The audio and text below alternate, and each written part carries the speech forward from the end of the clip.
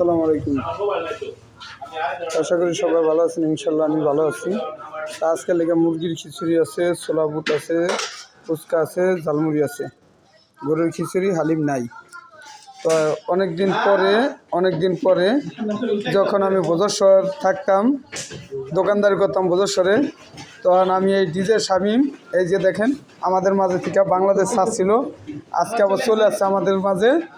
তো এই ডিজে শামীমের লগে আর এই যে জাভেদ, এই যে জাভেদ নিয়ে আমরা এক লগেই কোনো জায়গায় অনুষ্ঠান হইলে আমরা যাইতাম নাচ গান করতে, কিন্তু এইটা হইলে করতো, অভিনয় করতো।